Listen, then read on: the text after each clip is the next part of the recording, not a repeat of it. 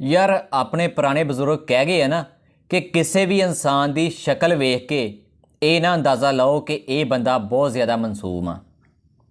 इंसान की शक्ल अगर मासूम ही आ, अगर इंसान का चेहरा जिहड़ा वा मासूमियत का भरिया भरिया वा, लेकिन तुसीं ये अंदाज़ा ना लाओ कि ये इंसान जिहड़ा वा बहुत ही अच्छा इंसान आ, क्योंकि इदां होंदा नहीं है। अक्सर इदां नहीं होंदा। तुसीं कल का वाक़या ही वेख लो। राहत फतेह अली खान पाकिस्तान का एक मशहूर सिंगर वा। आपां उन्हां नूं किन्ना मासूम समझदे आ। वैसे शक्ल तो काफ़ी मासूम ही लगते आ, काफ़ी स्वीट भी लगते आ। लेकिन दोस्तों कल उन्हां दी एक ऐदां दी वीडियो वायरल आई है कि जिहदी वजह तो पूरे पाकिस्तान ते पूरे इंडिया के लोग हैरान रह गए। उन्हां दी जिहड़ी वीडियो वायरल हुई है ना, वो वायरल तो लाजमी होनी सी। उहदी वजह कुछ ये सी कि राहत फतेह अली खान जिहड़े आ अपने एक नौकर नूं चंगी तरह उहदी पिटाई कर रहे हैं। नौकर भी इदां दा वफादार कि कुट खाई जा रहा वा, कुट खाई जा रहा वा, लेकिन कुछ नहीं करता पिया। दोस्तों राहत फतेह अली खान की ये वीडियो जिहड़ी वायरल हुई आ, वो उन्हां दे घर दे विच बनी आ। लाजमी जी गल आ कि ये वीडियो उन्हां दे किसी करीबी ने लीक कीती आ, जिहदी वजह तो ये सोशल मीडिया के उत्ते वीडियो आ गई है। दोस्तों इस वीडियो दे विच देखा जा सकता वा कि राहत फतेह अली खान अपने नौकर नूं पहलों वालों तो फड़दे आ, फिर वालों तो फड़ के उहदे सिर दे विच छित्तर मारदे पे आ।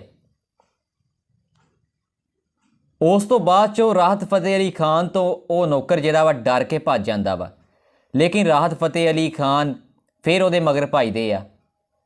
फिर जाके राहत फतेह अली खान उन्होंने फिर पकड़ते आ, उहदे मूँह के उत्ते छित्तर मारन लग जाते हैं। लेकिन दोस्तों राहत फतेह अली खान तो किसी को भी यह अंदाज़ा नहीं सी कि राहत फतेह अली खान इस करैक्टर के मालिक होणगे, क्योंकि आपां उन्हां दे गाने तो काफ़ी ज़्यादा सुने आ। गानियां दे विच ते राहत फतेह अली खान काफ़ी मुस्कुराउंदे आ, लेकिन दोस्तों इस वीडियो दे विच देखा जाता वा कि राहत फतेह अली खान अपने नौकर की किस तरह पिटाई करते पे है। लेकिन दोस्तों मैं इस वीडियो नूं सोशल मीडिया ते देखा होया वा, लेकिन मैं अपनी इस वीडियो दे विच उस वीडियो नूं नहीं ला सकता, क्योंकि फेसबुक इस चीज़ की इजाज़त नहीं दिंदा। नहीं तो मैं वो तुहानूं वीडियो लाजमी दिखाउणा। उस वीडियो दे विच देखा जाता वा कि राहत फतेह अली खान काफ़ी ज़्यादा उस लड़के की पिटाई करते पे है।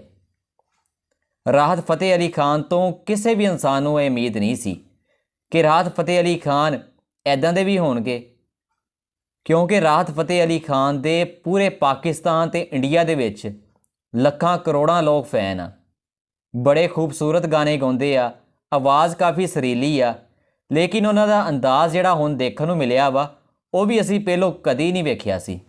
इस वीडियो दे विच राहत फतेह अली खान अपने शगिरद की अच्छी खासी पिटाई करते हैं। दोस्तों जो राहत फतेह अली खान अपने उस शगिरद की पिटाई करते पे सी ना, उस टाइम वो नशे की हालत दे विच सी। तुसीं भी कहने होने आ कि पिटाई कीती क्यों। दरअसल राहत फतेह अली खान अपने उस शगिरद कोलों पुछदे पे सी कि मेरी शराब की बोतल जिहड़ी आ वो कित्थे आ, क्योंकि राहत फतेह अली खान की वो बोतल जिहड़ी सी गुम हो गई सी। शगिरद जिहड़ा वो दसदा नहीं पिया सी कि किद्दां गुम होई। राहत फतेह अली खान नूं गुस्सा आया तो राहत फतेह अली खान जिहड़े नशे की हालत दे विच सी, अपनी होश दे विच नहीं सी, उन्हें अपने उस शगिरद नूं चंगा कटाब फेरिया। दोस्तों इस वजह तो किसी ने वो वीडियो बना ली, वो वीडियो जिहड़ी आ लीक करती, जिहदी वजह तो ये वीडियो सोशल मीडिया के उत्ते देखण नूं मिली।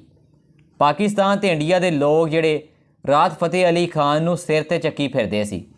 हुण राहत फतेह अली खान जिहड़े आ उन्हां दी जिहड़ी फैन फॉलोइंग आ इस वीडियो तो बाद चों काफ़ी ज़्यादा घट जाएगी। लेकिन दोस्तों जो ये वीडियो वायरल हुई ना, तो राहत फतेह अली खान नूं भी होश आ गया। राहत फतेह अली खान ने अपनी एक जवाबी वीडियो बनाई। इस वीडियो दे विच उन्होंने माफ़ी मंगी और यह भी कहा कि साडा परसनल मामला वा, ज़ाती मामला वा, लेकिन ये जिहड़ा लड़का वा ये मेरा शगिरद वा। अगर कोई शगिरद अच्छा काम करेगा तो उन्होंने मैं प्यार करांगा, अगर कोई शगिरद मेरा अच्छा काम नहीं करेगा तो मैं उन्होंने बुरा भला कह सकदा वां, मेरा हक वा।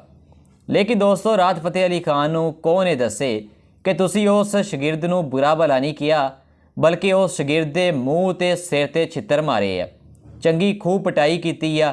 ऐदां दी पिटाई तो कोई किसी जानवर की भी नहीं करता जिद्दां दी राहत फतेह अली खान ने अपनी शगिरदी कीती आ। ਲੇਕਿਨ ਸੋਸ਼ਲ ਮੀਡੀਆ ਤੇ ਕਾਫੀ ਜ਼ਿਆਦਾ ਹੰਗਾਮਾ ਮਚਿਆ ਹੋਇਆ ਵਾ। ਸੋਸ਼ਲ ਮੀਡੀਆ ਤੇ ਲੋਕ ਰਾਹਤ ਫਤਿਹ ਅਲੀ ਖਾਨ ਨੂੰ ਕਾਫੀ ਜ਼ਿਆਦਾ ਤਨਕੀਦ ਕਰਦੇ ਪਏ ਆ। ਤਨਕੀਦ ਕਰਨੀ ਵੀ ਚਾਹੀਦੀ ਆ ਕਿ ਕੋਈ ਉਹਨਾਂ ਨੇ ਅੱਛਾ ਕੰਮ ਤੇ ਨਹੀਂ ਕੀਤਾ। ਉਹਨਾਂ ਦਾ ਇੱਕ ਜਿਹੜਾ ਚਿਹਰਾ ਵਾ ਉਹ ਵੀ ਸਾਹਮਣੇ ਦੇਖਣ ਨੂੰ ਮਿਲਿਆ ਵਾ। ਗਾਣਿਆਂ ਦੇ ਵਿੱਚ ਤੇ ਕਾਫੀ ਮਾਸੂਮ ਉਹਨਾਂ ਦਾ ਚਿਹਰਾ ਹੁੰਦਾ ਵਾ, ਸਵੀਟ ਹੁੰਦਾ ਵਾ। ਜਿੱਦਾਂ ਉਹਨਾਂ ਨੇ ਗਾਣਾ ਗਾਇਆ ਸੀ ਤੇਰੇ ਮਸਤ ਮਸਤ ਨੈਣ, ਕਿੰਨੇ ਖੂਬਸੂਰਤ ਤੇ ਮੁਸਕਰਾਉਂਦੇ ਹੋਏ ਗਾਣਾ ਗਾਇਆ ਸੀ।